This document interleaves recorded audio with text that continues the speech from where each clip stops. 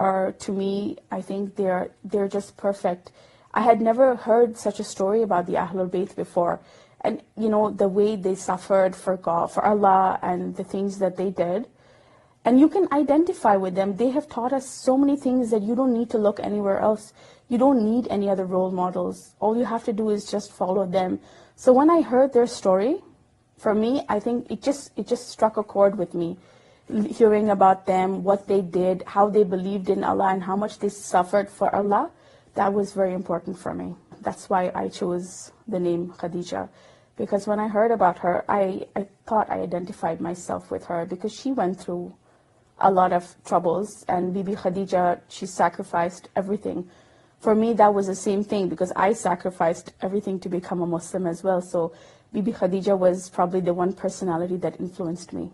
So, Alhamdulillah, I have been for Umrah, and I've been to Sham as well. So yes, I've had the opportunity to visit the Ahlul Bayt. My experience with visiting the Ahlul Bayt, I think, was the most beautiful experience of my life.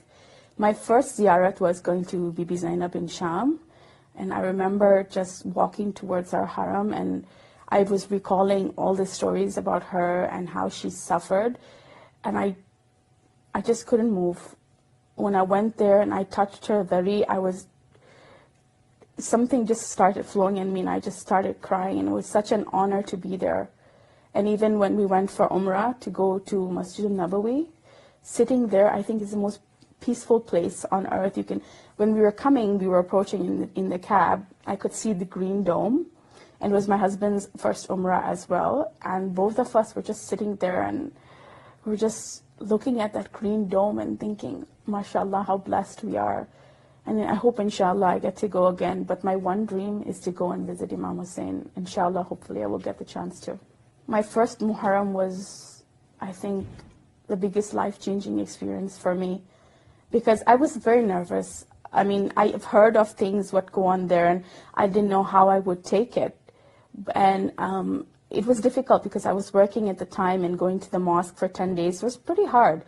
But when I went there, I didn't know what to expect. I was new still in the mosque, and I hardly knew anybody.